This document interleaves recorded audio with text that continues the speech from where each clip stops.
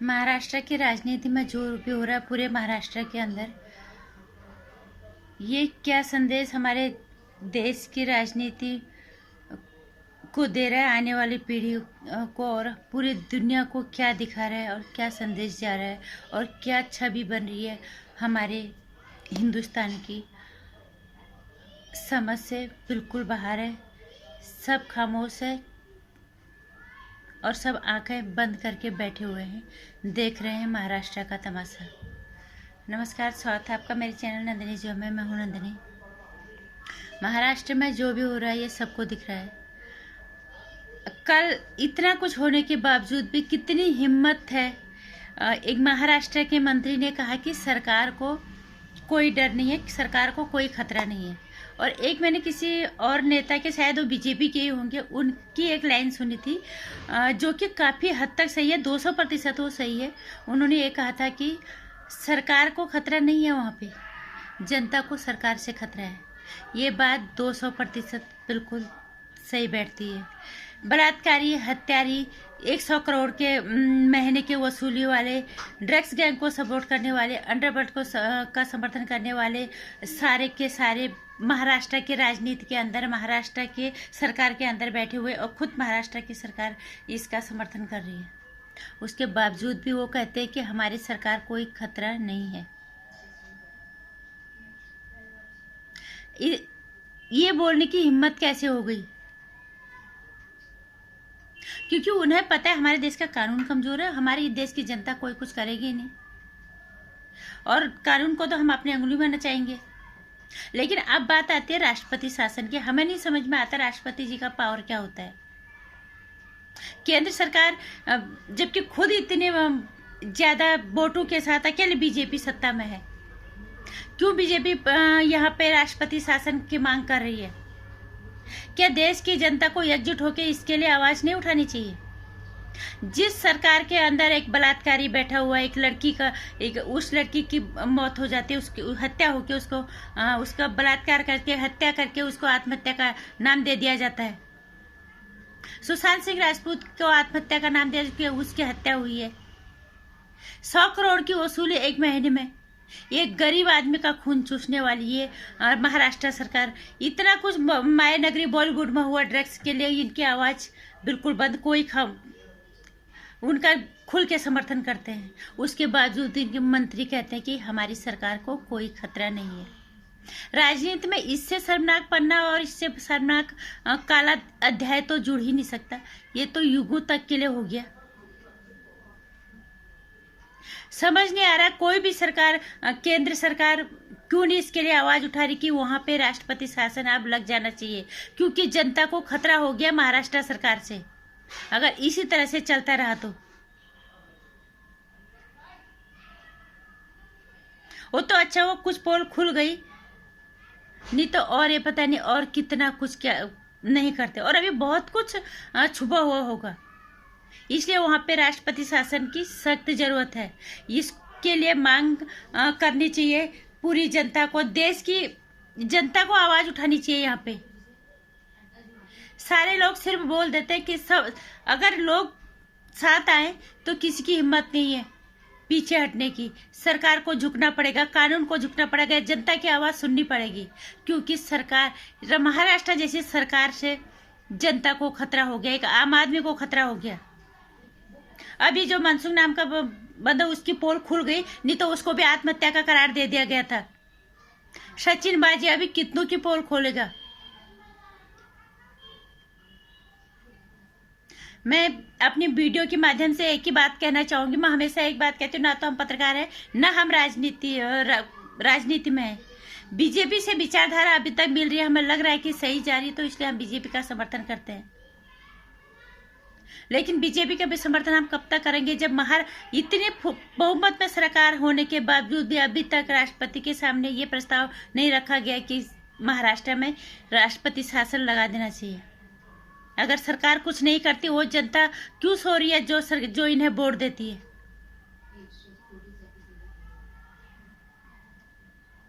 मैं इसका पुरजोर मांग करती हूँ कि वहां पे महाराष्ट्र में राष्ट्रपति शासन की सख्त जरूरत है।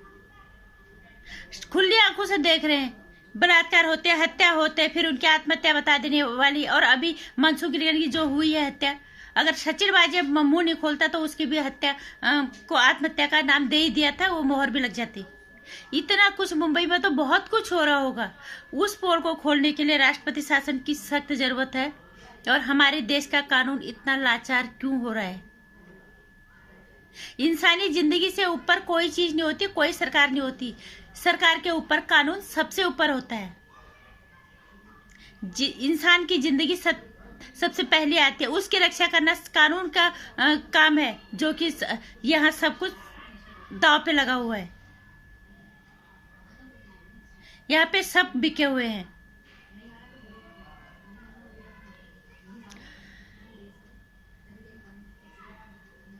मैं अपनी वीडियो के माध्यम से एक ही बात कहना चाहूँगी, अगर आप लोगों को मेरी बात से सहमत हो तो प्लीज़ मेरी वीडियो को शेयर कर दीजिएगा।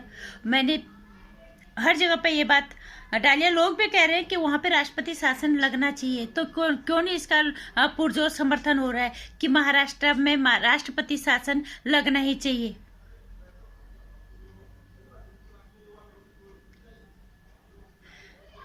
बलात्कारी, हत्यारे, 100 महीने का 100 करोड़ का स्कैम वाला और आराम से किसी भी आदमी को मार के उसको आत्महत्या का करार दे देने वाली ये महाराष्ट्र सरकार का मंत्री कहता है कि हमें कोई खतरा नहीं है, लेकिन जनता को ऐसी सरकार से खतरा है। अगर पोल नहीं खुलती तो ये सारी बातें छुपी रहती। बहुत सारे लोगों के बीच में हत्याएं हुई हैं और उनको आत्महत्या का नाम दे दिया गया। सचिन वाजे अगर मुंह नहीं खोलता तो मनसुख हिरानी जिनकी मौत हुई है, उनको भी आत्महत्या का नाम दे दिया गया था। कितनी तरह की पोल खुलेगी? सचिन वाजे मुंह नहीं खोलता, परमवीर सिंह मुंह नहीं खोलता तो 100 करोड़ का जो इस घोटाला है 100 करोड़ का महीने का, ये भी नहीं खुलता। जनता की आवाज में अगर ताकत नहीं होती तो दिशा सल्यान और सुशांत सिंह राजपूत की हत्या को आत्महत्या का करार दे दिया गया था। इनको तो न्याय मिलेगा, ये तो अब तय है। अब थोड़ा और वक्त लगेगा, लेकिन फिर भी इस तरह की सरकार को सत्ता में रहने का कोई अधिकार नहीं है। यहाँ पे राष्ट्रपति शासन की सख्त जरूरत है। और मैं सारे लोगों के एक ही बात कहना चाहूंगी कि इस बात का सब लोग समर्थन करें मिलके। जनशक्ति के ऊपर कोई ताकत नहीं होती। यही जनशक्ति है जो सरकारों को बनाती है, और यही सरकार जनता के लिए खतरा बनी हुई है। तो ऐसी जगहों पे राष्ट्रपति शासन की सख्त जरूरत है। इसलिए प्लीज यहाँ पे अपनी अपनी तरफ से लोग पोस्ट डालें, वहाँ पे राष्ट्रपति शासन की मांग करें, और जो भी इस तरह की पोस्ट डालता है, वीडियोस डालता है, उनका समर्थन करें। क्योंकि खूनी, हत्यारी, बलात्कारी, इतने सारे स्कैम वाले सरकार को से जनता को खतरा है। और ये कितनी बड़ी कमजोरी है हमारे देश के कानून की और हमारे देश की जनता की, कि सरकार आराम से बैठी हुई है सत्ता में अभी तक, और सीना ठोक के बोलते हैं कि हमारी सरकार को कोई खतरा नहीं है, जबकि हम देख पा रहे हैं कि देश की जनता को ऐसी सरकारों से खतरा है। तो महाराष्ट्र में राष्ट्रपति शासन की सख्त जरूरत है। मुझे नहीं पता महामहिम का अधिकार क्या होता है, वो सिर्फ चुप बैठने के लिए होते हैं सब कुछ देखते हुए भी, या वो सरकार जिन्हें हमने इतने बहुमत से अकेले सत्ता में बिठाया, या वो चुपचाप देखने के लिए बैठे हुए थे। कोई राष्ट्रपति शासन के लिए मांग नहीं कर रहा है, तभी वो सीना ठोक के बोलते हैं कि हमारी सरकार को कोई खतरा नहीं है। अगर यहाँ पे ये लोग चुप बैठते हैं तो इस देश की जनता को आवाज उठानी चाहिए, वहाँ पे राष्ट्रपति शासन की मांग होनी चाहिए और लगना चाहिए हर हाथ में, क्योंकि वहाँ की ऐसी सरकारों से जनता की जान को खतरा हो गया हर तरह से, धन से भी, बल से भी और जान से भी। लोगों का धन खा रहे हैं, लोगों की जान खा रहे हैं, लोगों की बहू बेटियों की इज्जत को ये नीलाम कर रहे हैं। तो क्या ऐसी जगहों पे राष्ट्रपति शासन नहीं लगना चाहिए? और ऊपर से वो सीना ठोक के बोलते हैं कि हमारी सरकार को खतरा नहीं है। इसलिए ये सोचने की बात है, सोचो समझो और अपनी आवाज उठाओ, और जो भी इस तरह की मांग करता है वहां पे समर्थन करो, ताकि लगे कि जनशक्ति सर्वोपरि है। तुम हमारे लिए बैठे हो, हमें खाने के लिए नहीं, तुम जनता के भक्षक नहीं हो, रक्षक हो, और ये सरकार भक्षक बनी हुई है। इसलिए राष्ट्रपति शासन की मैं अपने वीडियो के माध्यम से पुरजोर मांग करती हूँ, और मैं चाहूँगी कि लोग समर्थन करें, जो जहाँ पे भी पोस्ट डाला, जहाँ पे भी वीडियो डाले, उसका साथ दें, दिखा दो कि जनशक्ति सर्वोपरि है। इस देश की सरकार को हमने चुना है, तो इनको नीचे गिराने का मादा भी हम रखते हैं। राष्ट्रपति शासन लगना चाहिए महाराष्ट्र में, इसके लिए सभी लोग एक साथ आवाज़ उठाएं। और मेरी वीडियो को ज़्यादा से ज़्यादा शेयर कर दीजिएगा और लाइक कर दीजिएगा।